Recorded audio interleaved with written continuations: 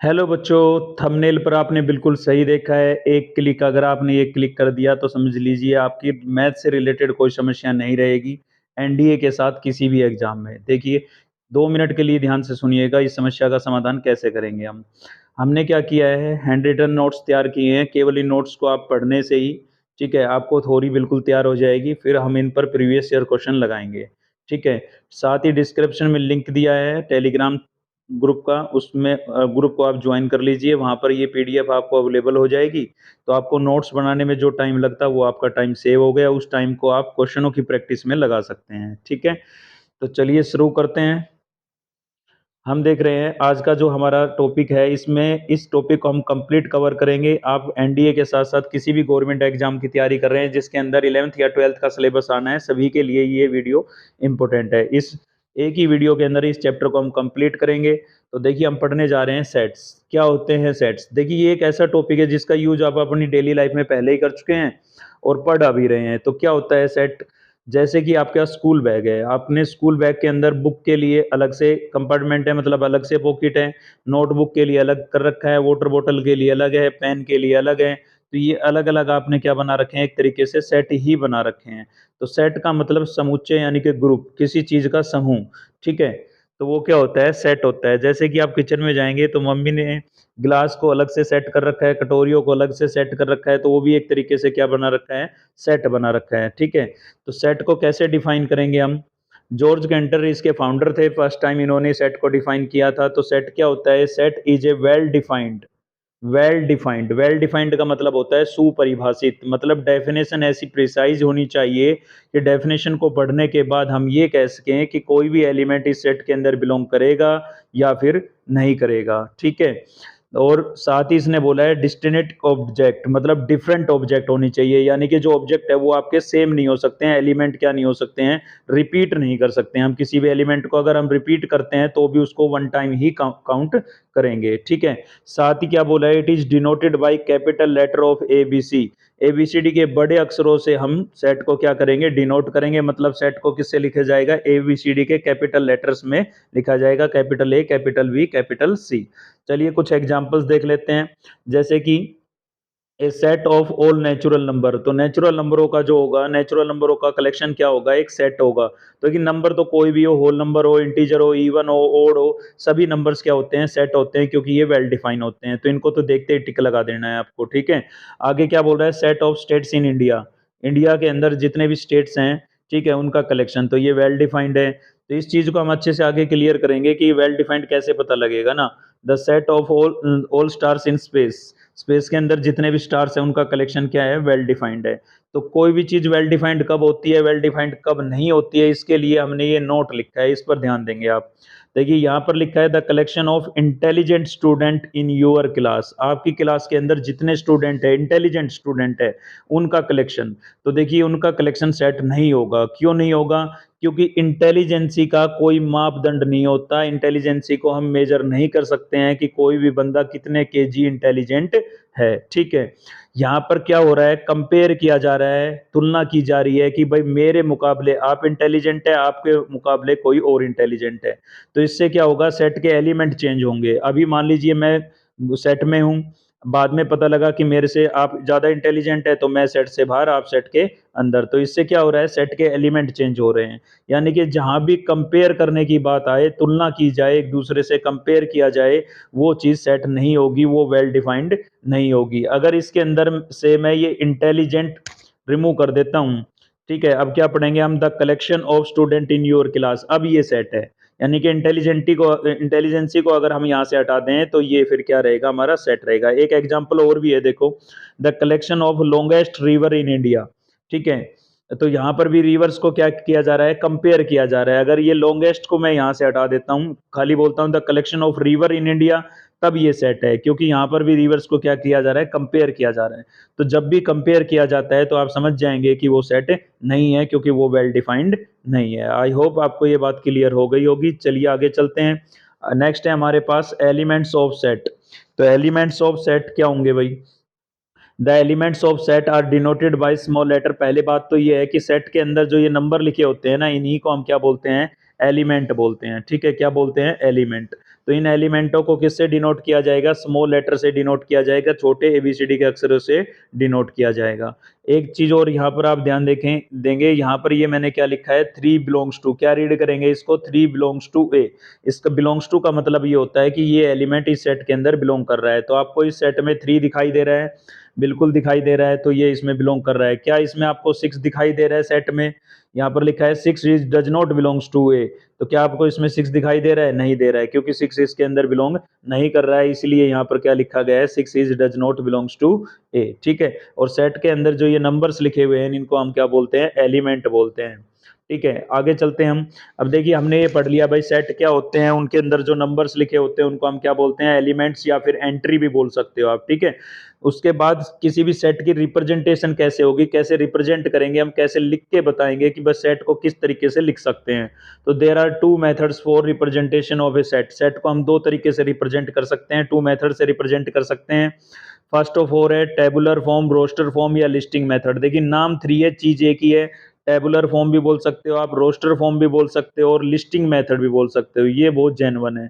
Listing method, नाम से पता लग रहा है लिस्टिंग, यानी कि लिस्ट क्या किया जाएगा यहाँ पर? लिस्ट में बना दी जाएगी। किसकी लिस्ट बना दी जाएगी भाई? एलिमेंटों की लिस्ट बना दी जाएगी। जैसे कि पढ़ लेते हैं क्या होता है listing method. In this form the element are separated by commas. क्या किया जाएगा? एलिमेंटों को कोमा से सेपरेट किया जाएगा, एंड इनक्लोज्ड बाय करली ब्रैकेट्स, और करली ब्रैकेट से क्या कर दिया जाएगा? क्लोज कर दिया जाएगा।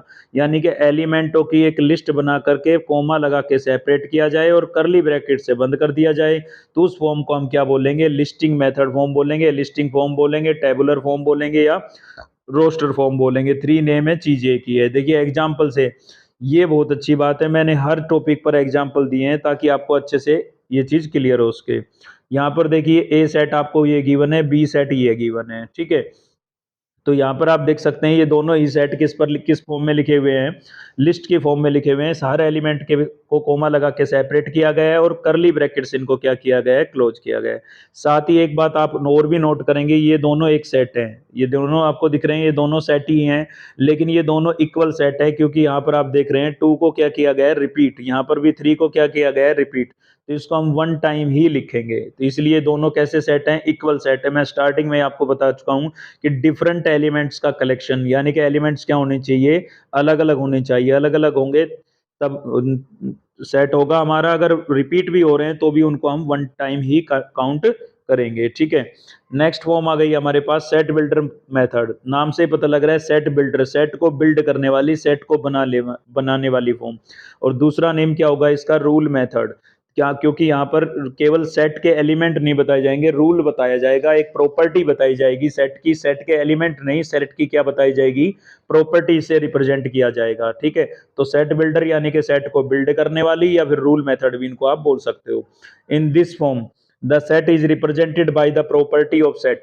सेट को किससे रिप्रेजेंट किया जाएगा? उसकी प्रॉपर्टी से रिप्रेजेंट किया जाएगा, यानी कि सेट की प्रॉपर्टी बताई जाएगी। जैसे कि एग्जांपल ले रहे हैं हम, यहाँ पर एक्स वेरिएबल डिफाइन किया गया है, सच दैट। इन 2 बिंदियों को आप क्या पढ़ेंगे? Such that. और यहाँ पर पी एक्स क्या है? Property of set. सेट की क्या बताई गई है? प्रॉपर्टी बताई गई है। ठीक है, जैसे कि इस पर एग्जाम्पल देख लेते हैं हम। ये मैंने लिखा है x such that x is belongs to N, capital N. Capital N का मतलब होता है सेट ऑफ नेचुरल नंबर। और साथ ही क्या लिखा है? एक्स लेस देन 7, मतलब नेचुरल नंबर होंगे और 7 से लेस होंगे। अगर इस चीज को हम रोस्टर फॉर्म में देखें तो ऐसे लिखेंगे। ठीक है, ये पहले किस फॉर्म में लिखा हुआ है? सेट बिल्डर फॉर्म में लिखा हुआ है, और इनको एलिमेंट की फॉर्म में लिखेंगे तो ऐसे लिखेंगे, क्योंकि यहाँ पर बोला है एक्स लेस देन 7, 7 से छोटा नेचुरल नंबर, तो 7 से छोटे नेचुरल नंबर ये होंगे। क्लियर? चलिए आगे बढ़ते हैं। नेक्स्ट है हमारे पास यहाँ पर एक एग्जांपल और भी हमने लिया, x such that x is belongs to capital N और एक्स इज ग्रेटर देन 2। तो सेट जो है नेचुरल नंबरों का होगा और 2 से ग्रेटर होगा। तो 2 से ग्रेटर मतलब 3, 4, 5, 6 अप टू डॉट डॉट, क्योंकि कोई लिमिटेशन तो है नहीं नेचुरल नंबर की, यहाँ पर लिमिट तो है नहीं कि भाई यहाँ तक ही नेचुरल नंबर होंगे। ठीक है, तो ये सेट बिल्डर फॉर्म में लिखा हुआ है, और ये किस में लिखा हुआ है? टेबुलर फॉर्म में लिखा हुआ है। चलिए आगे बढ़ते हैं। नेक्स्ट है हमारे पास some standard sets. Some standard sets, कुछ सेट ऐसे हैं जिनको, जैसे मैंने आपको बोला था भाई सेट को हम कैपिटल लेटर से डिनोट करते हैं, लेकिन कुछ सेट ऐसे हैं जिनकी नोटेशन फिक्स है कि उनको आप उसी कैपिटल लेटर से डिनोट करेंगे। जैसे कि example set of natural number. Set of natural number को किससे लिखा जाएगा? कैपिटल एन से। ठीक है, जैसे कि 1 2 3 4 5 ऐसे ये किस फॉर्म में लिखे हैं हमने, रोस्टर फॉर्म में लिख दिए हैं, नंबर्स की फॉर्म में लिख दिया है, लिस्ट बना दी है। ठीक है, तो नेचुरल नंबरों के सेट को किससे डिनोट किया जाएगा, कैपिटल एन से। में अच्छी बात यह है कि नेचुरल में पहला लेटर क्या है, एन, तो इससे आप याद रख सकते हैं कि किससे डिनोट किया जाएगा, एन से डिनोट किया जाएगा। नेक्स्ट है हमारे पास जेड, जेड क्या होगा, सेट ऑफ इंटीजर, जेड क्या होगा, set of integer. It is also denoted by I, I से भी इसको डिनोट कर सकते हैं। देखो इंटीजर को हम जेड से डिनोट कर सकते हैं, साथ ही इंटीजर का पहला लेटर क्या है, आई, तो आई से भी आप इसको इंटीजर कर सॉरी डिनोट कर सकते हो। इसमें सारे नेगेटिव पॉजिटिव सभी इंटीजर आ जाते हैं, जीरो भी इंक्लूड हो जाती है।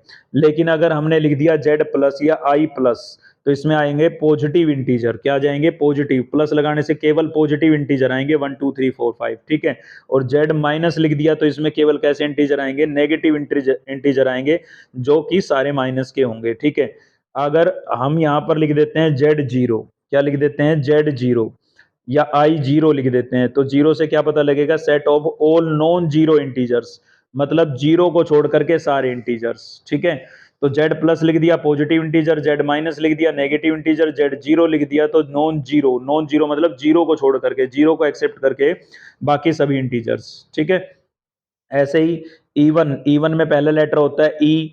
ठीक है, तो ई से किस चीज को डिनोट किया जाएगा, इवन नंबर के सेट को। ओड में पहला लेटर क्या होता है, ओ, तो ओ से किसको डिनोट किया जाएगा, ओड नंबरों के सेट को। होल नंबर में पहला लेटर क्या होता है, डब्लू, तो डब्लू से किसको डिनोट किया जाएगा, होल नंबर्स को। ये आपको पता ही है, होल नंबर क्या होते हैं, जीरो से स्टार्ट होते हैं। ठीक है, उसके बाद आ जाता है हमारे पास रैशनल नंबर। रैशनल नंबर में थोड़ा आपको याद रखना है, रैशनल नंबर को किससे डिनोट किया जाता है, क्यू से डिनोट किया जाता है। अगर क्यू प्लस लिख दिया तो positive rational number, Q minus लिख दिया तो नेगेटिव रैशनल नंबर। ठीक है, ऐसे ही रियल नंबर, रियल नंबर में पहला लेटर क्या आता है, आर, तो रियल नंबर को आर से डिनोट किया जाता है। ठीक है, आर नेगेटिव लिख दिया तो negative real number, R positive लिख दिया तो पॉजिटिव रियल नंबर, और आर जीरो लिख दिया तो सेम वही बात है, नॉन जीरो रियल नंबर। मतलब आर जीरो लिखने का मतलब जीरो को आपको छोड़ के चलना है, जीरो छोड़ दीजिए, बाकी सारे रियल नंबर। ठीक है, और आर प्लस का मतलब मैंने बता ही दिया, पॉजिटिव रियल नंबर। तो पहले लेटर से याद रखें आप, नेचुरल में पहला लेटर एन होता है तो एन से डिनोट किया जाएगा, इवन में ई से, ओड में ओ से। बस ये रैशनल का थोड़ा ध्यान रखें आप, रैशनल को किससे डिनोट किया जाएगा, क्यू से, बाकी तो फर्स्ट लेटर से ही डिनोट किए जा रहे हैं। ठीक है, चलिए आगे इधर भी बढ़ते हैं। 16 नंबर पर क्या जाता है हमारे पास, आर माइनस क्यू। तो आर क्या थे, रियल नंबर, और क्यू क्या थे, रैशनल नंबर। यानी कि रियल नंबरों में से हम रैशनल नंबरों को माइनस कर दें तो कौन से नंबर बच जाएंगे, इरेशनल नंबर बच जाएंगे।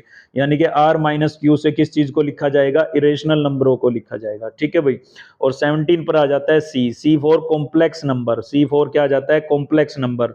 आपको पता है कि रूट के अंदर अगर नेगेटिव साइन आ जाता है तो उसको हम आइटा से डिनोट कर देते हैं। आइटा की वैल्यू क्या होती है, √-1, और ये आइटा आने से ही आपका जो है कॉम्प्लेक्स नंबर बन जाता है, क्योंकि आइटा वाला जो पार्ट होता है ना, वो कैसा पार्ट होता है, इमेजिनरी पार्ट होता है। ठीक है, ये कैसा पार्ट है आपका, रियल पार्ट, और ये कैसा पार्ट है, इमेजिनरी पार्ट। जिसमें आइटा लग जाता है उसको हम क्या बोलते हैं, इमेजिनरी पार्ट, और जिसमें आइटा नहीं है उसको क्या बोलेंगे, रियल पार्ट। ठीक है, कराने को तो ये नोट्स हम बोर्ड पे भी करा देते हैं आपको, लेकिन टाइम ज़्यादा लगता है, अब जल्दी कवर होगा चैप्टर। ठीक है, वीडियो थोड़ी लेंदी बनती है, आपका ज़्यादा टाइम लगता है, इसलिए हमने सोचा नोट्स बना करके एक्सप्लेन करते हैं। बाकी आपको वीडियो कैसी लगी, हेल्पफुल है या नहीं है, इस सीरीज को हमें कंटिन्यू रखना है या नहीं रखना है, ठीक है, आप कमेंट करके ज़रूर बताएं। अगर आप अब तक इस वीडियो पर बने हुए हो तो सीधी सी साफ सी बात है कि आप अच्छे स्टूडेंट हो, पढ़ने वाले स्टूडेंट हो। ठीक है, तो आप कमेंट करके ज़रूर बताएं कि इस सीरीज को कंटिन्यू रखना है या नहीं रखना है। डिफरेंट टाइप्स ऑफ सेट्स, अब हम पढ़ रहे हैं टाइप्स ऑफ सेट। तो देखिए टाइप्स ऑफ सेट में हमारे पास क्या आ जाता है, सबसे पहली टाइप आ जाती है नल सेट, या एम्प्टी सेट भी बोल सकते हो, या वॉइड सेट भी बोल सकते हो। तीनों का मतलब होता है खाली, मतलब एक ऐसा सेट जो खाली हो, जिसमें कोई एलिमेंट ही ना हो। ठीक है, a set having no elements, a set having no elements is called a null set. एक ऐसा सेट जिसमें कोई एलिमेंट ही ना हो उसको हम क्या कहेंगे, नल सेट कहेंगे, एम्प्टी सेट कहेंगे, या फिर वॉइड सेट कहेंगे। ठीक है, it is denoted by phi. देखिए नल सेट को किससे लिखा जाता है, इसको हम क्या पढ़ेंगे, ये जो जीरो लिख करके ऐसे डंडा खींच रखा है, इसको हम क्या पढ़ते हैं, फाई पढ़ते हैं। क्या पढ़ते हैं, फाई।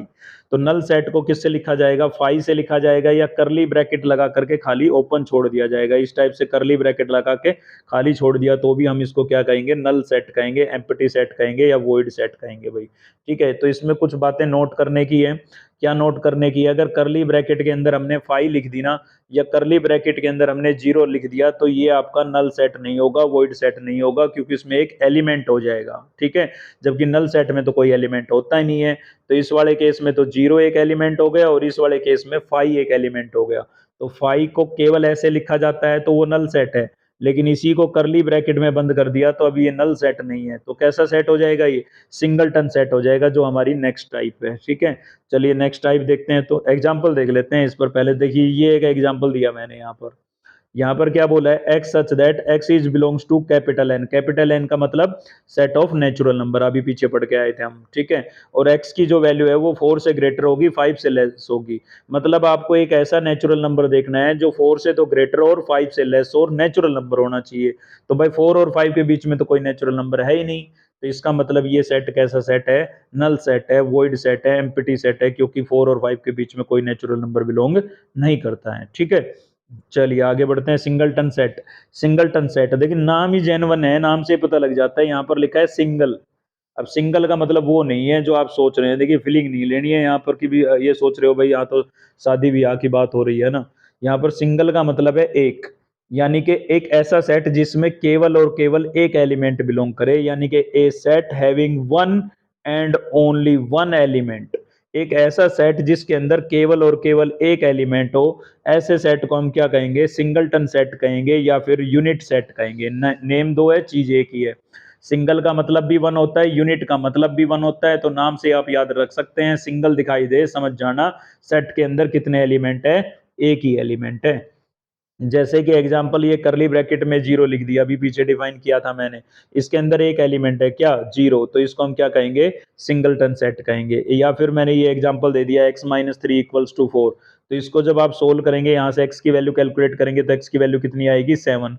यानी कि इस सेट में एक ही एलिमेंट बिलोंग कर रहा है, क्या बिलोंग कर रहा है, 7। तो ये भी कैसा सेट हुआ, सिंगलटन सेट हुआ, ठीक है। नेक्स्ट टाइप देख रहे हैं, नेक्स्ट टाइप है हमारे पास फाइनाइट सेट। उम्मीद करता हूँ आपको एक एक चीजें अच्छे से क्लियर होती चल रही होगी, मैं अपनी तरफ से पूरी कोशिश कर रहा हूँ, ठीक है। फिर भी अगर डाउट है तो वीडियो को एक बार फिर से देख लेना, लेकिन अगर डायरेक्ट आप नोट्स पर चले जाएंगे ना तो आपको अच्छे से वो चीज़ समझ में नहीं आएगी, ठीक है। तो एक बार वीडियो देखिए, फिर नोट से एग्जाम टाइम में आप रिवाइज कर लें, ताकि टाइम की सेविंग हो, इसीलिए मैंने पीडीएफ अवेलेबल कराई आपको। तो चलिए देखते हैं, नेक्स्ट टाइप हमारे पास क्या है, finite set. A set having finite element is called finite set.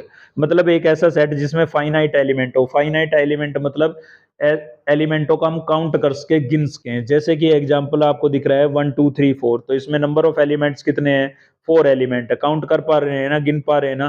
तो इस सेट को हम कैसा सेट कहेंगे, फाइनाइट। तो फाइनाइट नाम से पता लग रहा है जिसमें एलिमेंट क्या हो, फाइनाइट हो, काउंटेबल हो, काउंट कर सके हम। और इनफाइनाइट में जिनके एलिमेंटों को काउंट ना कर सके, तो a set having infinite element is called infinite set. एक ऐसा सेट जिसमें इनफाइनाइट एलिमेंट हो, उस सेट को हम क्या कहेंगे, इनफाइनाइट सेट कहेंगे। जैसे कि एग्जांपल ये सेट लिखा हुआ है, अब इसमें मैंने लिख दिया 1 2 3 4। कुछ बच्चे सोच रहे होंगे 4 एलिमेंट, नहीं, डॉट डॉट लगा हुआ है बेटा, ठीक है। डॉट डॉट लगा हुआ है तो इसमें अप टू इनफाइनाइट एलिमेंट है, हम काउंट भी नहीं कर सकते। तो नंबर ऑफ एलिमेंट्स यहाँ पर क्या है, नॉट डिफाइंड है, तो हम डिफाइन ही नहीं कर सकते कितने एलिमेंट है। या सेट ऑफ नेचुरल नंबर, तो ये दोनों ही सेट कैसे हैं, इनफाइनाइट सेट है, ठीक है। जिनके एलिमेंटों को आप काउंट ना कर सके तो उनको क्या कहेंगे, इनफाइनाइट सेट कहेंगे। नेक्स्ट टाइप है हमारे पास इक्वल सेट। नाम से पता लग रहा है इक्वल, ठीक है। इक्वल कोई भी सेट कब होता है, जब उनके एलिमेंट सेम हो। जैसे कि two set A and B are equal set, दो सेट इक्वल सेट होंगे कब, if every element of set A का सभी element is belongs to set B set के अंदर बिलोंग करे, and every element of set B is belongs to set A. कहना चाह रहा है कि कोई भी हमारे पास दो सेट है, ए और बी, ए सेट के सारे एलिमेंट बी में और बी सेट के सारे एलिमेंट ए में अगर बिलोंग करते हैं, तो ऐसे सेट को हम क्या कहेंगे, इक्वल सेट कहेंगे। जैसे कि एग्जांपल आपके पास है, हमने ए सेट लेट कर लिया है 1 2 3 और बी सेट लेट कर लिया है 3 2 1। तो इसमें आप देख पा रहे हैं दोनों सेट के अंदर ए सेट के सारे एलिमेंट आपको बी में दिखाई दे रहे होंगे और बी के सारे एलिमेंट ए में दिखाई दे रहे होंगे। तो ये दोनों कैसे सेट हैं, इक्वल सेट हैं, ठीक है। नेक्स्ट टाइप आ जाती है हमारे पास कार्डिनल नंबर। कार्डिनल नंबर बोल लो, किसके कार्डिनल नंबर, या फाइनाइट सेट के कार्डिनल नंबर बोल लो, या नंबर ऑफ एलिमेंट्स बोल लो, इसको मैंने टाइप में डाल दिया, ठीक है। तो नंबर ऑफ एलिमेंट्स यानी कि the number of different elements in a finite set is called cardinal number, यानी कि किसी भी सेट के अंदर डिफरेंट कितने एलिमेंट है वो उस सेट का क्या है, कार्डिनल नंबर है। इसको डिनोट कैसे किया जाएगा, एन ए को रीड कैसे किया जाएगा, number of element in set A, number of element in set B, number of element in set C, या cardinal number of A, cardinal number of B और कार्डिनल नंबर ऑफ सी। ठीक है, example से इस चीज को और clear कर लेते हैं। ये सेट है मेरे पास 1 2 3 4 5, तो इसमें कार्डिनल नंबर कितना है, 5 है। ठीक है, तो इसमें कितने एलिमेंट आपको दिखाई दे रहे हैं, 5, यानी कि नंबर ऑफ एलिमेंट्स यहाँ पर कितने हैं, 5 है। नेक्स्ट टाइप देख रहे हैं हम, इक्विवेलेंट सेट। इक्विवेलेंट सेट, तो two set A and B are equivalent set if number of element of set A and set B are equal. कह रहा है कि भाई कोई भी दो सेट है आपके पास, एक ए सेट है एक बी सेट है, दोनों इक्विवेलेंट सेट है। कब, if number of element of set A and set B are equal, अगर ए सेट के सभी एलिमेंट, सॉरी ए सेट में जितने भी एलिमेंट हैं और बी सेट में जितने भी एलिमेंट है वो दोनों क्या हो, इक्वल हो। आप देख सकते हैं ए सेट में कितने एलिमेंट है, 3, बी सेट में कितने एलिमेंट है, 3। तो n A number of elements in set A और number of elements in set B कितने हैं, 3 है। तो इन ए और बी सेट को हम क्या बोल सकते हैं, इक्विवेलेंट सेट बोल सकते हैं। मतलब ऐसे सेट जिनके अंदर एलिमेंटों की संख्या क्या हो, इक्वल हो, ऐसे सेट को हम क्या कहेंगे, इक्विवेलेंट सेट कहेंगे। उसके बाद हमारे पास आ गया है subset. If every element of set A is belongs to set B and then A is called subset of A. ये बोल रहा है कि अगर सेट ए के सारे एलिमेंट सेट बी के अंदर बिलोंग करे, सेट ए के सारे एलिमेंट सेट बी के अंदर बिलोंग करे, तो ए को हम बी का क्या कहेंगे, सबसेट कहेंगे। We write this A subset B, क्या रीड करेंगे, is A read as A is a subset of B. मतलब किसी भी एक सेट के सारे एलिमेंट, ए सेट के सारे एलिमेंट अगर बी में बिलोंग कर रहे हैं तो हम ए को बी का क्या कहेंगे, सबसेट कहेंगे। नेक्स्ट है हमारे पास, इसको क्लियर करने के लिए एग्जांपल है, थोड़ा मैनेज करना, थोड़ा सा क्लियर नहीं आ रहा है ये। ठीक है, थोड़ा सा मैनेज करके चलना आप। तो यहाँ पर ए सेट है, मैं बोल रहा हूँ आप उससे थोड़ा सा समझ लें। ए सेट है हमारे पास 1 2 3, सॉरी 2 3 4, और बी सेट है मेरे पास 1 2 3 4 5। तो देखिए 1 2 3 4 इसके अंदर बिलोंग कर रहा है आपका। ठीक है, तो ए जो है वो बी का क्या है, सबसेट है। ठीक है, साथ ही रिमार्क करके इसने लिखा है every set is a subset of itself. ये कह रहा है कि सभी सेट अपने आप के क्या होते हैं, सबसेट होते हैं। भाई हर चीज अपने आप से तो मैच करेगी ना, तो कोई भी सेट है उसके एलिमेंट अपने खुद से तो मैच करेंगे ही।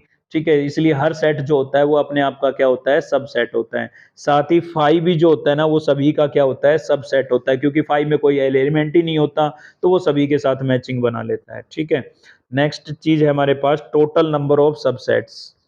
टोटल नंबर ऑफ सबसेट, अब हमने ये तो पढ़ लिया कि भाई सबसेट क्या होते हैं, लेकिन आपको कभी कोई सेट दिया जाए और आपसे पूछा जाए कि इसके पॉसिबल सबसेट कितने हो सकते हैं, तो उसको काउंट करने के लिए हमारे पास एक रिजल्ट है। ये बोल रहा है if set A having n elements, एक सेट ए है हमारे पास जिसमें एन एलिमेंट है, then the number of subset of set A, तो नंबर ऑफ सबसेट क्या होंगे, 2 raised to power n। ये क्या लिखा हुआ है, 2 raised to power n। तो किसी भी सेट के नंबर ऑफ सबसेट काउंट करने हैं, आपको कैलकुलेट करने हैं कि कितने सबसेट होंगे, तो फॉर्मूला क्या है, 2 raised to power n। Example से क्लियर करते हैं, ए सेट है मेरे पास जिसमें एलिमेंट है 1 2 3, और नंबर ऑफ सबसेट्स क्या होंगे इसके, तो 2 raised to power 3। 2 raised to power 3 मतलब कितना हो गया, 8। तो इसमें कितने एलिमेंट होंगे, 8 सबसेट होंगे। उन सबसेट को लिखेंगे कैसे, वो यहाँ पर हमने डिनोट डिफाइन किया है। देखो कैसे लिखेंगे सभी सबसेट, सबसे पहले तो लिखेंगे 5, क्योंकि 5 सभी का होता है। फिर एक एक एलिमेंट के सेट बना लेंगे, अकेले 1 का, अकेले 2 का, अकेले 3 का। अब पेयर में बना लेंगे 1 2 का, 2 3 का, 1 3 का, और 1 2 3 4, 1 2 3 सभी एलिमेंट का। मतलब पहले 5, फिर सिंगल सिंगल एलिमेंट, फिर डबल डबल एलिमेंट, और फिर ट्रिपल एलिमेंट का। तो ये टोटल कितने सबसेट बने हैं, 8 सबसेट बने हैं, काउंट करके देख लीजिए आप। नेक्स्ट टाइप आ जाती है हमारे पास पावर सेट। तो देखिए नाम से पता लग रहा है पावर, तो जो पावर में हो, पावर में कौन होगा, जिसके पास कलेक्शन हो, किसका कलेक्शन हो, सभी सबसेट्स का। तो पावर सेट क्या होगा, the collection of all subset of given set. कोई भी एक सेट दिया हुआ है जिसके पास सभी सबसेटों का क्या है, कलेक्शन है, तो उसको हम क्या कहेंगे, पावर सेट कहेंगे। मतलब सारे ये जो आपने सबसेट लिखे हैं ना, इन्हीं को अगर हम एक करली ब्रैकेट में बंद कर लेना, तो ये क्या बन जाएगा, पावर सेट बन जाएगा, यानी कि कलेक्शन ऑफ ऑल सबसेट्स। ठीक है, जैसे कि एग्जाम्पल यहाँ पर है हमारे पास। अच्छा, इसको डिनोट कैसे करेंगे, पावर सेट को पी ए लिखेंगे, यानी कि power set of A, power set of B, power set of C. ठीक है, इसमें रिमार्क में एक चीज लिखी हमने कि ए इक्वल्स टू 5, और फाई क्या है आपका नल सेट है, ठीक है। अब इसका अगर हम पावर सेट लिखेंगे तो इसको फाई को हम के इसमें बंद कर लेंगे करली ब्रैकेट में। तो अब ये कैसा सेट हो गया, सिंगलटन सेट हो गया, लेकिन वैसे क्या है पावर सेट, क्योंकि फाई का सबसेट खुद फाई ही होगा बस, ठीक है। नेक्स्ट टाइप आ जाती है हमारे पास प्रॉपर सबसेट। तो किसी भी सबसेट को प्रॉपर कब बोलेंगे हम, तो set A is a proper subset of B.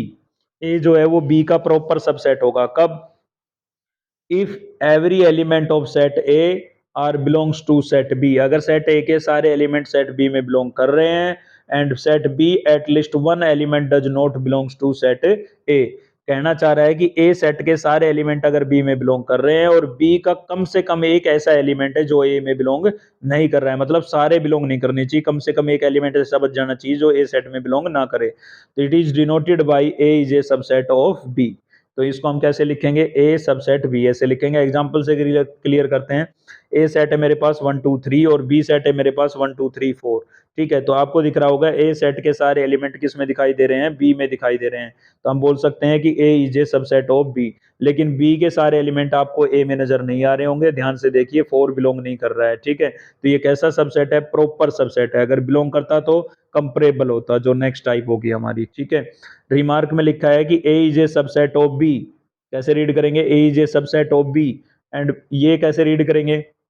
अब देखिए चीज वही लिखी है, लेकिन बी को पहले लिख दिया ए को बाद में, पहले भी बी की तरफ ओपन था अब भी बी की तरफ ओपन है, लेकिन बी को पहले लिख दिया, तो इसको कैसे रीड करेंगे, B is a superset of A, मतलब जिस साइड क्लोज है उधर से पढ़ेंगे तो पढ़ेंगे सब set, A is a subset of B, लेकिन बी की तरफ से पढ़ेंगे तो क्या पढ़ेंगे, B is a superset of A, क्या पढ़ेंगे, B is a superset of A. अब क्लियर दिखाई देगा, वो एक ही पेज ऐसा आ गया था, ठीक है। अभी नेक्स्ट टाइप हमारे पास क्या आ गई, कंपरेबल सबसेट। कंपरेबल सबसेट क्या होगा, अभी पीछे भी डिफाइन कर दिया था मैंने, यानी कि ए सेट के सारे एलिमेंट बी में बिलोंग करे, टू सेट है हमारे पास ए और बी, कंपरेबल सेट होंगे अगर सारे एलिमेंट ए के बिलोंग्स करते हैं सेट बी के अंदर और सारे बी के एलिमेंट किस में बिलोंग करते हैं, ए के अंदर। जैसे आप देख सकते हो ए के सेट में क्या है 1 2 3, बी में क्या है 3 2 1, तो इसके सारे इसमें दिखाई दे रहे हैं, इसके सारे इसमें दिखाई दे रहे हैं। तो आप बोल सकते हैं कि ये दोनों कैसे हैं, ए जो है वो बी का सबसेट है, बी ए का सबसेट है, यानी कि कह सकते हैं आप ए इक्वल्स टू क्या है, बी है, यानी कि ए इक्वल्स टू बी है तो कंपरेबल होगा, और A is not equals to B है, ए और बी इक्वल नहीं है,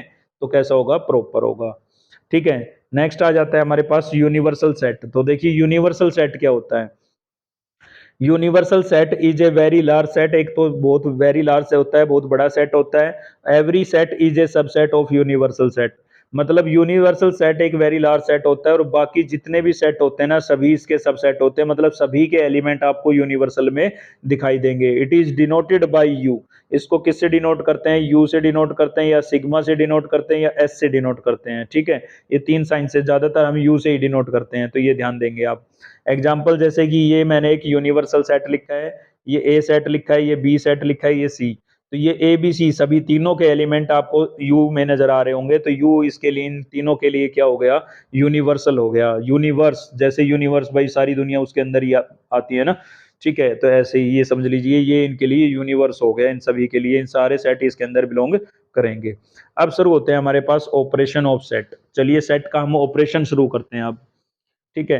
तो फर्स्ट ही ऑपरेशन आ जाता है हमारे पास यूनियन ऑफ सेट, साथ के साथ वेन डायग्राम को भी डिस्कस करेंगे क्योंकि क्वेश्चन इन्हीं पर बनते हैं। इस चैप्टर में से जो क्वेश्चन बनते हैं किसी भी कंपटीशन एग्जाम में वो वेन डायग्राम से रिलेटेड बनते हैं, ठीक है। तो union of set, the union of two set A and B is the set of those element which are either in A और इन बी और इन बोथ। देखिए यूनियन, कोई भी दो सेट का यूनियन क्या होता है, ऐसे एलिमेंटों का कलेक्शन होता है जो या तो सेट ए में बिलोंग करेंगे या सेट बी में बिलोंग करेंगे या दोनों में बिलोंग करेंगे, मतलब ए के भी सारे बी के भी सारे, और लेकिन रिपीट कोई नहीं होना चाहिए। तो it is denoted by A union B, क्या रीड करेंगे इसको, ए यूनियन बी।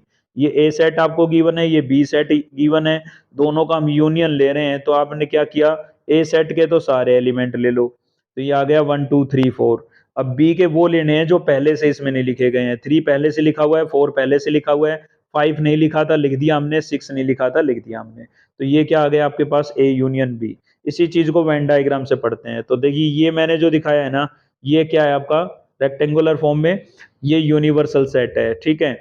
और जो सर्कल से दिखाए हैं वो आपके ए और बी सेट है, तो ये ए सेट मैंने कंप्लीट ले लिया, ठीक है, ऐसे ही तो किया था यहाँ पर भी, ए सेट के सारे एलिमेंट ले लिए थे।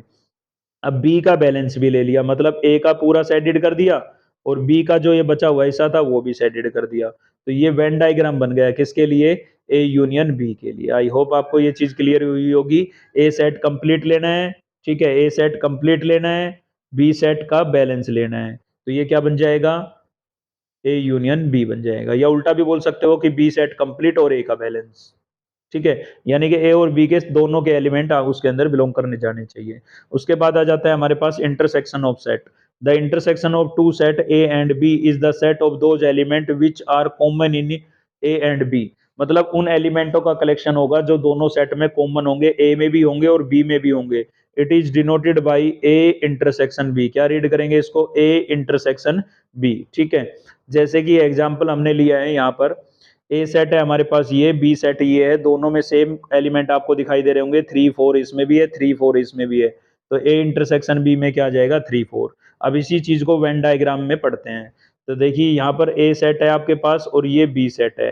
अब पेज का वो हिस्सा देखो जो ए सर्कल में भी आ रहा है, बी सर्कल में भी आ रहा है, तो देखो ये वाला पोर्शन जो है ना, ये दोनों सर्कल में आ रहा है, तो ये किस चीज के लिए हो गया Venn diagram? A intersection B के लिए, ठीक है। तो ये जो कॉमन वाला पार्ट है जिसको मैंने कलर किया है, ठीक है, ये आपका क्या है? ए इंटरसेक्शन बी, ठीक है। अब आगे बढ़ते हैं, डिसजॉइंट सेट। अगली टाइप क्या आ गई हमारे पास? Disjoint set. If two set A and B have no common elements, जिसमें कोई कॉमन एलिमेंट ही ना हो, कोई भी एरिया कॉमन ना हो, ऐसे सेट को क्या बोलेंगे? डिसजॉइंट। मतलब जो ज्वाइंट ना हो, नाम से पता लग रहा है, ठीक है। या फिर इसको म्यूचुअली एक्सक्लूसिव इवेंट्स भी बोलते हैं। म्यूचुअली एक्सक्लूसिव इवेंट्स प्रोबेबिलिटी में काम आएगा ये आपको। तो ऐसे सेट जिनका में कोई कॉमन एलिमेंट ही ना हो, एक भी एलिमेंट क्या ना हो कॉमन। ए सेट हमारे पास ये है, बी सेट ये है, दोनों में कोई भी एलिमेंट कॉमन है, सेम एलिमेंट है नहीं है, यानी कि कॉमन एलिमेंट क्या है? फाइव। तो फाइव कोई भी एलिमेंट कॉमन नहीं है, तो ए और B, A and B are disjoint set, मतलब जो ज्वाइंट ना हो, जिनमें कोई कॉमन एलिमेंट ना हो, ठीक है। तो वेन डायग्राम आपको क्लियर दिख ही रहा होगा, ए सर्कल अलग है, बी सर्कल अलग है, कोई भी एरिया कॉमन नहीं है, तो ये दोनों कैसे सेट है? डिसजॉइंट सेट है। ये रेक्टेंगल मैंने यूनिवर्सल सेट के लिए बनाई हुई है, ठीक है। चलिए नेक्स्ट चल रहे हैं हम, डिफरेंस ऑफ सेट्स, मतलब टू सेट के बीच में डिफरेंस कैसे कैलकुलेट करेंगे।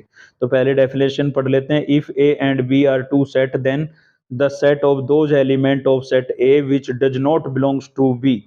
कह रहा है कि ए और बी दो सेट है आपके पास, तो ये जो है then the set of those element, तो उन एलिमेंटों का सेट जो कि ए में तो बिलोंग करे बट बी में बिलोंग ना करे, तो उसको हम क्या बोलेंगे? Is called the difference of set A and B. उसको हम क्या कहेंगे? सेट ए और बी का डिफरेंस कहेंगे। मतलब उन एलिमेंटों का सेट जो ए सेट में तो बिलोंग करे लेकिन बी में बिलोंग ना करे, बी के अंदर बिलोंग नहीं कर रहे हो, ऐसे एलिमेंटों का सेट क्या होगा? ए माइनस बी होगा, यानी कि ए डिफरेंस बी होगा। It is denoted by A minus B. इसको ए माइनस बी से लिखेंगे। और हम इसको कैसे लिख सकते हैं? It is also denoted by, ऐसे ए इक्विवेलेंट बी लिख सकते हैं, ठीक है, ये सिमिलैरिटी का सा साइन। और ए अपॉन बी ऐसे लिख सकते हैं, या लिख सकते हैं सी ए बी। मतलब सी जो है वो किस चीज के लिए यहाँ पर यूज किया गया है? डिफरेंस के लिए यूज किया गया है।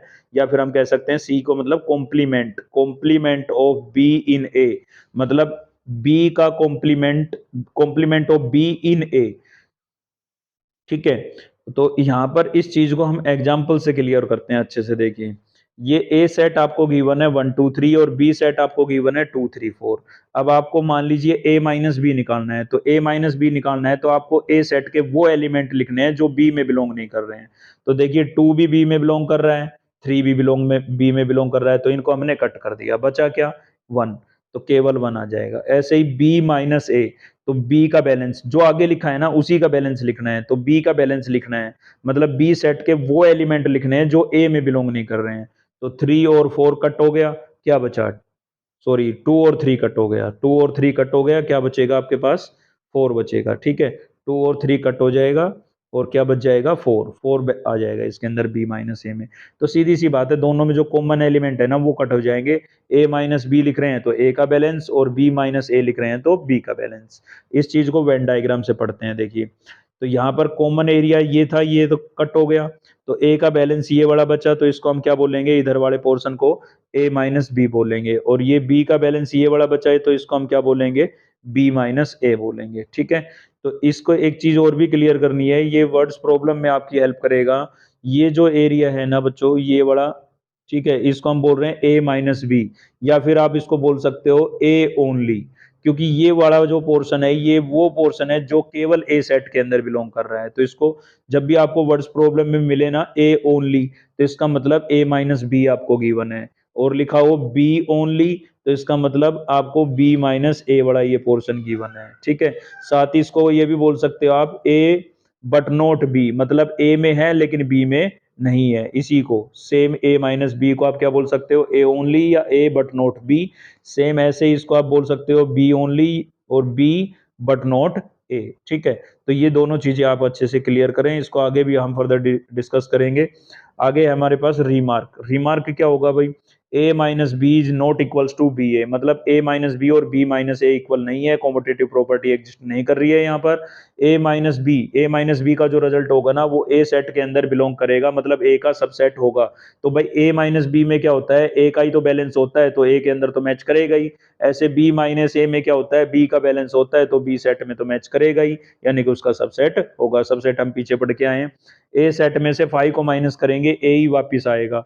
भाई 5 में तो कोई एलिमेंट ही नहीं होता, तो ए का बैलेंस यू का यू बच जाएगा।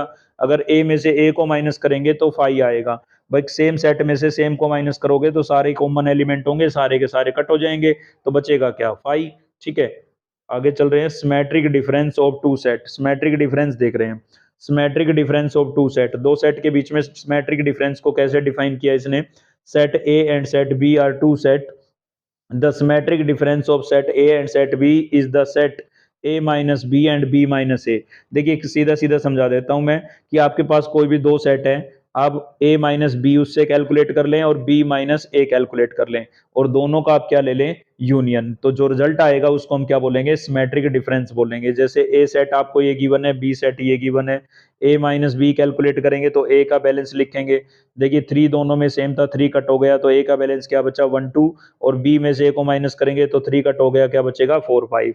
अब इन दोनों का लेंगे यूनियन, यूनियन में क्या होता था, ठीक है, फर्स्ट सेट के तो सारे एलिमेंट यानी कि 1 2 तो आएगा ही आएगा, ये देखिए आगे 1 2 तो आएगा ही आएगा, साथ में ये 4 5 ये दिख रहा है, ठीक है। यूनियन क्या होता था, पीछे पढ़ के आ रहे हैं हम, ए पहले सेट के तो सारे एलिमेंट लिख देते थे और बी का बैलेंस लिखते थे, मतलब कोई एलिमेंट रिपीट नहीं होना चाहिए, तो इसके ये लिख दिए, ठीक है।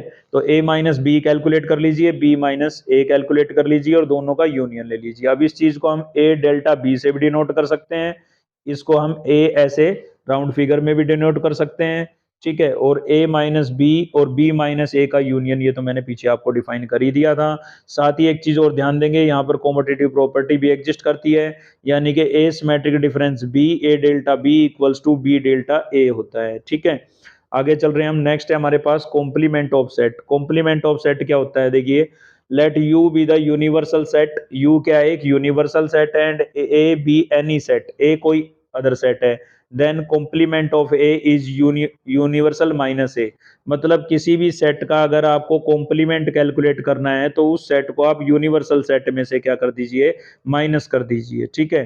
तो यू क्या है, यूनिवर्सल सेट है, ए कोई एनी सेट है, तो ए का अगर हम कॉम्प्लीमेंट निकाल रहे हैं तो यूनिवर्सल में से उसको क्या कर देंगे, माइनस कर देंगे। इसको डिनोट कैसे करेंगे, it is denoted by A dash से भी डिनोट कर सकते हैं, A raise to power C, मतलब कॉम्प्लीमेंट ऑफ सी या complement of A, sorry complement of A, और कॉम्प्लीमेंट सी ए से भी लिख सकते हैं, ठीक है। अब इस चीज को एग्जांपल और वेन डायग्राम से समझते हैं। देखिए ये यूनिवर्सल सेट था, ये ए सेट था, मुझे निकालना है ए डैश, मतलब ए कॉम्प्लीमेंट, तो यूनिवर्सल में से ए को माइनस कर दूंगा। जब भी हम माइनस करते हैं तो जो पहले लिखा है ना उसका बैलेंस लिखते हैं, तो यूनिवर्सल का बैलेंस लिखेंगे, 1 2 3 कट हो जाएगा भाई, 1 2 3 कट हो गया, यूनिवर्सल में क्या बैलेंस बचा, 4 5 6 7 8, तो ये लिख दिया मैंने 4 5 6 7 8। इसी चीज को वेन डायग्राम से पढ़ते हैं। तो अभी मैंने क्या बताया, किसी भी सेट का अगर आपको कॉम्प्लीमेंट कैलकुलेट करना है तो यूनिवर्सल में से उसको माइनस कर दो। तो भाई ये पूरा यूनिवर्सल था, इसमें से ए सर्कल वाला पार्ट हमने माइनस कर दिया, मतलब उसको खाली कर दिया, बाकी क्या बचा, बाकी ये बाहर का ही तो बचा, तो ये क्या चीज आ गई आपके पास, ए कॉम्प्लीमेंट। तो ध्यान रखिए का वेन डायग्राम में ए कॉम्प्लीमेंट वाला हिस्सा ए सर्कल से बाहर का होता है, रेक्टेंगल के अंदर का और सर्कल से बाहर का, ठीक है। तो यूनिवर्सल सेट का अगर हम कॉम्प्लीमेंट करें तो भाई यूनिवर्सल को यूनिवर्सल में से माइनस करना पड़ेगा, तो सारे कट हो जाएंगे, क्या बचेगा 5, और फाई का कॉम्प्लीमेंट करें तो फिर फाई को यूनिवर्सल में से माइनस करना पड़ेगा। फाई में तो कोई एलिमेंट होता नहीं, तो कोई भी कट नहीं होगा, यूं का यूं यूनिवर्सल बच जाएगा। किसी भी सेट का दो बार कॉम्प्लीमेंट करने से वही सेट वापस आ जाता है। ठीक है, दो बार आप कॉम्प्लीमेंट करके देखें, मतलब दो बार यूनिवर्सल में से माइनस करके देखें, वापस वही आ जाएगा। किसी भी सेट का उसके यूनियन के उसी के कॉम्प्लीमेंट के साथ यूनियन लेते हैं। देखिए इस चीज को समझिएगा, ए सेट में हमारे पास कुछ एलिमेंट है, ठीक है, ए डैश में वो एलिमेंट होंगे जो ए में नहीं होंगे, क्योंकि कॉम्प्लीमेंट करते हैं, माइनस करते हैं यूनिवर्सल में से, तो ए के तो सारे कट हो जाएंगे। तो ए डैश में कौन से एलिमेंट आएंगे, जो यूनिवर्सल में बच गए थे। तो दोनों का यूनियन किसके इक्विवेलेंट होगा, यूनिवर्सल के इक्विवेलेंट होगा। मतलब ए सेट के एलिमेंट और ए डैश का दोनों का यूनियन ले तो वो यूनिवर्सल के इक्विवेलेंट आएगा, और इंटरसेक्शन ले तो किसके इक्विवेलेंट आएगा, फाई के, क्योंकि उनमें कोई कॉमन एलिमेंट होता ही नहीं है। ठीक है, तो ए डैश जब आप कैलकुलेट करते हैं यूनिवर्सल में से उसको माइनस कर देते हैं, इसलिए कॉमन एलिमेंट कुछ नहीं बचता है। ठीक है, आगे चल रहे हैं, हम कुछ लॉज और थ्योरम देख रहे हैं। ठीक है, लॉ और थ्योरम्स। तो आइडेम्पोटेंट लॉ, आइडेम्पोटेंट लॉ का मतलब होता है सेम चीज का वापिस आना। ठीक है, इसका मतलब होता है कि भाई किसी की सेहत पे कोई फर्क ही नहीं पड़ना, मतलब वही चीज वापस रिपीट हो जाना। कि जैसे कि आप ए सेट का ए सेट के साथ यूनियन लेते हैं, तो ए सेट के सारे एलिमेंट आप लिखेंगे, तो दोबारा ए सेट के लिखने जाएंगे तो आप देखेंगे पहले से ही लिखे हुए हैं सारे के सारे, यानी कि रिजल्ट किसके इक्वल आ जाएगा, ए के इक्वल आ जाएगा। सेम ऐसे ही ए सेट का ए सेट के साथ आप इंटरसेक्शन लेंगे, इंटरसेक्शन में लेते हैं कॉमन एलिमेंट, तो सेम सेट है, सेट ही दोनों सेम है, दोनों में सेम एलिमेंट है, तो सारे के सारे कॉमन आएंगे, यानी कि किसके इक्वल आ जाएगा, ए के ही। इस लॉ को हम क्या बोलते हैं, आइडेम्पोटेंट लॉ बोलते हैं। ठीक है, नेक्स्ट आ जाता है हमारा आइडेंटिटी, आइडेंटिटी लो। आइडेंटिटी मतलब सेम, आइडेंटिटी का मतलब भी सेम होता है, वही चीज वापस रिपीट होना। जैसे किसी नंबर को 1 से मल्टीप्लाई करते हैं तो वो नंबर एज इट इज आ जाता है। ठीक है, तो ए सेट का फाइव के साथ अगर हम यूनियन लें तो क्या आएगा, ए सेट ही आएगा, भाई फाइव में तो कोई एलिमेंट होता ही नहीं है। ऐसे ही ए सेट का फाइव के साथ हम इंटरसेक्शन लें तो दोनों में कॉमन देखना पड़ेगा, इंटरसेक्शन में क्या देखते हैं, कॉमन, कॉमन कुछ होगा नहीं, क्योंकि फाइव में तो कोई एलिमेंट ही नहीं होता, तो रिजल्ट क्या आएगा, फाइव आएगा। ऐसे ही यूनिवर्सल सेट के साथ ए सेट का आप यूनियन लेंगे तो दोनों में कॉमन क्या होंगे, भाई यूनिवर्सल में तो सारे एलिमेंट होते हैं, तो ए सेट के जो एलिमेंट होंगे वो आपको यूनिवर्सल में दिखाई देंगे, तो दोनों के अंदर जो यूनियन होगा वो यूनिवर्सल सेट ही होगा, क्योंकि ए सेट के तो एलिमेंट ऑलरेडी यूनिवर्सल में लिखे हुए हैं। ठीक है, तो यूनिवर्सल सेट के इक्विवेलेंट आ जाएगा, लेकिन इंटरसेक्शन किसके इक्विवेलेंट आएगा, ए के इक्विवेलेंट। ठीक है, जैसे भाई हम बात करें इंडिया के अंदर जितने भी स्टेट है उनकी, तो अगर एक तो है पूरा इंडिया ही, और एक एक मतलब तो सारे स्टेट का एक कलेक्शन कर लिया हमने एक सेट के अंदर, वो यूनिवर्सल सेट हो गया।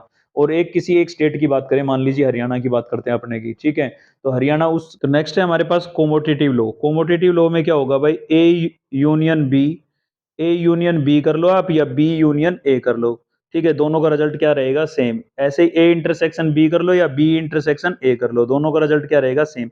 बस ये ऑपरेशन आपको ये चीज समझाना चाह रहे हैं कि कोई कंफ्यूज होने की जरूरत नहीं है, आप ए का बी के साथ यूनियन लिखें या बी का ए के साथ, या ए का इंटरसेक्शन बी के साथ या बी का इंटरसेक्शन ए के साथ, रिजल्ट क्या रहेगा, सेम रहेगा। सेम ऐसे एसोसिएटिव में है, मतलब आप पहले बी यूनियन सी कैलकुलेट कर लें, बाद में ए के साथ यूनियन कैलकुलेट कर लें, या फिर ए बी का यूनियन कैलकुलेट कर लें, बाद में इसका जो रिजल्ट है उसका सी के साथ यूनियन कैलकुलेट कर लें, रिजल्ट क्या रहेगा, सेम रहेगा। सेम ऐसे ही सेकंड जो ये प्रॉपर्टी इंटरसेक्शन को लेकर के है, बी और सी का इंटरसेक्शन निकाल लीजिए, उसके रिजल्ट का ए के साथ इंटरसेक्शन निकाल लीजिए, या फिर ए बी का इंटरसेक्शन कैलकुलेट कर लो, बाद में सी के साथ इंटरसेक्शन, तो दोनों साइड एलएचएस और आरएचएस साइड का रिजल्ट क्या आएगा, इक्वल ही आएगा।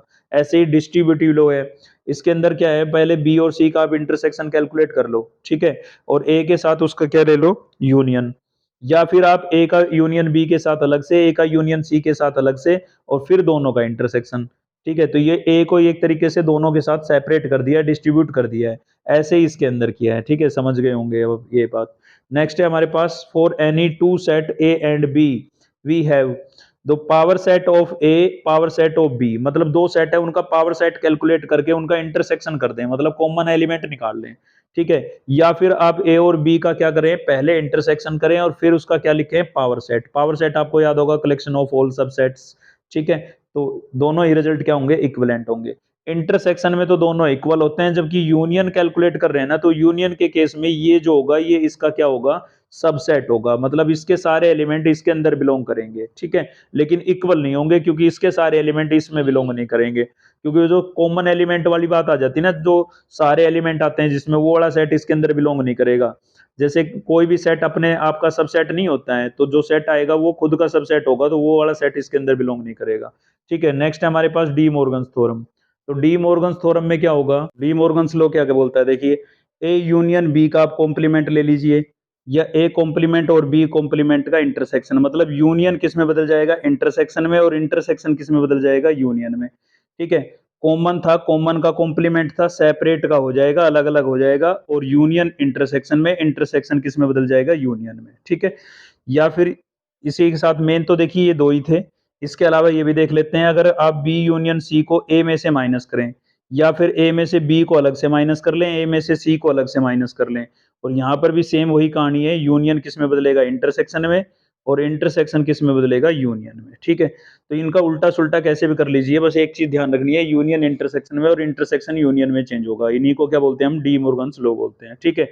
और लास्ट टॉपिक आ जाता है ऑपरेशन ऑफ सेट। तो ऑपरेशन ऑफ सेट में क्या है, फर्स्ट फॉर्मूला है हमारा, एन का मतलब number of elements in A complement, तो ये किसके इक्विवेलेंट होगा, number of elements in universal set minus number of elements in A set, ठीक है। मतलब ये यूनिवर्सल था, इसमें जितने एलिमेंट होंगे उसमें से ये इसके एलिमेंट माइनस कर दीजिए, तो जो ये रिजल्ट बचेगा ना, ये ए डैश के इक्विवेलेंट होगा, ठीक है। ऐसे ही सेकंड है हमारे पास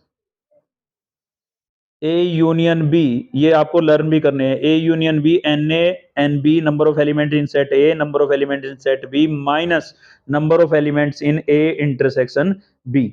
तो देखिए इसमें एन ए मतलब ये ए पूरा ले लिया, एन बी मतलब ये बी पूरा ले लिया, अब ये कॉमन वाला पार्ट दो बार काउंट नहीं हो गया, तो वन टाइम इसको क्या करना पड़ेगा, माइनस, ठीक है। ए यूनियन बी, इसको भी समझे आप, ये मेन चीज है, ये वर्ड्स प्रॉब्लम में आपको काम आएगी। ए यूनियन बी का मतलब ए और बी, और का मतलब क्या होता है, या मतलब वो एलिमेंट जो या तो ए सेट में बिलोंग करेंगे, या बी सेट में बिलोंग करेंगे, या दोनों में बिलोंग करेंगे, वो ए यूनियन बी के अंदर बिलोंग करेंगे, ठीक है। और इंटरसेक्शन का मतलब होता है and, A and B, and का मतलब होता है और, यानी कि ए सेट में भी और बी सेट में भी, जो ए सेट में भी बिलोंग करे, बी सेट में भी बिलोंग करे। तो याद रखना, वर्ड्स प्रॉब्लम में और लिखा हुआ है तो यूनियन है, और एंड लिखा हुआ है तो इंटरसेक्शन है, बहुत भारी कंफ्यूजन होता है बच्चों को इसमें ना। N A minus B, A n A minus B, तो देखिए क्या करेंगे हम, हमारे पास ये ए सेट है पूरा, इसमें से ये कॉमन वाला पार्ट हमने माइनस कर दिया, तो ये जो हिस्सा बचेगा ये ए माइनस बी बचेगा, हमने पीछे डिस्कस किया था। तो ए में से इंटरसेक्शन वाला पार्ट माइनस कर दो, ए माइनस बी आ जाएगा। अच्छा, ए माइनस बी मैंने पीछे भी आपको बताया था, ए माइनस बी का मतलब है ओनली ए, मतलब वो एलिमेंट है जो केवल और केवल ए में बिलोंग कर रहे हैं, ठीक है। या फिर कह सकते हैं A but not B, A but not B, ठीक है। थर्ड फॉर्मूला है हमारे पास, number of element in B minus A, तो n B minus n A intersection B, same वही बात है, बी सेट में से आप कॉमन वाला पार्ट, ये रेड कलर वाला पार्ट माइनस कर दीजिए, तो जो रिजल्ट बचेगा वो बी माइनस ए होगा, मतलब वो एलिमेंट होंगे जो केवल सेट बी में बिलोंग करेंगे। यानी कि क्वेश्चन में अगर लिखा है ओनली बी, तो आपको क्या गिवन है, बी माइनस ए गिवन है, या लिखा है बी बट नॉट ए, तो क्वेश्चन में आपको क्या गिवन है, बी माइनस ए गिवन है। ये बहुत ही इंपॉर्टेंट है, बच्चे को यही नहीं पता लग पाता है क्वेश्चन में गिवन क्या है। ये ट्रिपल सेट है हमारे पास, A union B union C किसके इक्वल होगा, n A plus n B plus n C, फिर तीनों के इंटरसेक्शन माइनस करेंगे वन वन, और तीनों का जो कॉमन इंटरसेक्शन होगा वो प्लस होगा, क्योंकि ये वन टाइम एक्स्ट्रा माइनस हो गया था, इसलिए इसको हम प्लस करते हैं, ठीक है। तो फॉर्मूला तो ये लर्न हो जाएगा, इजी है, लेकिन मेन चीज है ये, इन पर आप ध्यान देंगे। तो देखिए क्वेश्चन में लिखा हुआ है ऑल द थ्री, तीनों के अंदर, तो इसका मतलब तीनों का इंटरसेक्शन दिया हुआ है। क्वेश्चन में लिखा है बोथ ए एंड बी, मतलब आपको ए और बी का इंटरसेक्शन दिया हुआ है। क्वेश्चन में लिखा हुआ है बोथ बी एंड सी, तो मतलब बी और सी का इंटरसेक्शन दिया हुआ है। क्वेश्चन में लिखा हुआ है बोथ ए एंड सी, तो मतलब ए और सी का इंटरसेक्शन दिया हुआ है, ठीक है। और नेक्स्ट है हमारे पास, अगर क्वेश्चन में लिखा हुआ है at least one of A and B and C, at least one of A and B, A B and C, ठीक है। तो एटलीस्ट वन, कम से कम एक, यानी कि वो एलिमेंट जो या तो ए सेट में बिलोंग कर रहे हैं या बी सेट में बिलोंग कर रहे हैं या सी सेट में बिलोंग कर रहे हैं, कम से कम तीनों में से एक में बिलोंग कर रहे हैं, यानी कि तीनों का क्या होगा, यूनियन। ये आप ध्यान देंगे। ठीक है। अगर लिखा हुआ है none of the three elements, three set किसी भी सेट में बिलोंग नहीं कर रहा है, तो इसका मतलब क्या गिवन है आपको, कॉम्प्लीमेंट गिवन है। क्या गिवन है, कॉम्प्लीमेंट। इसी चीज को वेन डायग्राम से और क्लियर कर लेते हैं, बस टॉपिक कंप्लीट है, हमारा चैप्टर कंप्लीट हो जाएगा इसी के साथ। ठीक है। तो इसको वेन डायग्राम से और समझ लेते हैं। देखिए ये बीच में जो रेड वाला पोर्शन आपको दिख रहा है, ये तीनों सेट में कॉमन है, ऑल ऑफ द थ्री। तो ऑल ऑफ द थ्री बोला जाए मतलब ये बीच में रेड जो मैंने कर रखा है ना, ये वाला पोर्शन आपको गिवन है, तो इसमें आपको एलिमेंट फिल करना है। तीन सेट में जब भी क्वेश्चन आएगा हमें वेन डायग्राम बनाना होगा, इसके लिए ये बहुत ही इंपॉर्टेंट है, इसलिए इसको ध्यान से समझिए आप। तो रेड कलर वाला जो पार्ट है ना, अगर आप तीनों सेट में कॉमन गिवन है, तो यहाँ पर रेड कलर वाला जो पोर्शन दिख रहा है, इसमें आप फिल करेंगे एलिमेंट को। अगर क्वेश्चन में लिखा है A and B but not C, मतलब वो एलिमेंट जो ए सेट में है, बी सेट में है, लेकिन सी सेट में नहीं है, तो यहाँ पर ये जो ब्लैक कलर दिख रहा है ना, ये होगा आपका ए और बी में तो है लेकिन सी में नहीं है। ऐसे ये वाला जो पार्ट है, ये कौन सा पार्ट है, ब्लैक कलर वाला, ये बी और सी में है लेकिन ए में नहीं है। अगर क्वेश्चन में पूछा जाए A and C but not B, तो ये वाला जो पार्ट है ना, ये ब्लैक कलर वाला, ये कौन सा पार्ट है, ये ए और सी में तो है लेकिन बी में नहीं है। तो इन चीजों पर आप ध्यान दें। अगर आपसे पूछा जाए नन ऑफ द थ्री, मतलब तीनों में से किसी में ना हो, तो इसका मतलब इन तीनों में से किसी भी सर्कल में नहीं है। तो यहाँ ये जो बाहर शेडिड वाला पोर्शन आपको दिख रहा है, यहाँ पर कहीं एलिमेंट बिलोंग कर रहा है। ठीक है। तो वीडियो अगर है आपको हेल्पफुल लगी तो कमेंट करके जरूर बताएं, एक लाइक जरूर करें, चैनल को सब्सक्राइब कर ले अब तक नहीं किया है, ताकि नेक्स्ट वीडियो का नोटिफिकेशन आपको मिलता रहे। नेक्स्ट हमारी वीडियो आएगी रिलेशन इन वन शॉट। ठीक है, एक ही वीडियो के अंदर कंप्लीट चैप्टर आपका रिलेशन हो जाएगा। थैंक यू, मिलते हैं नेक्स्ट वीडियो में। जय हिंद।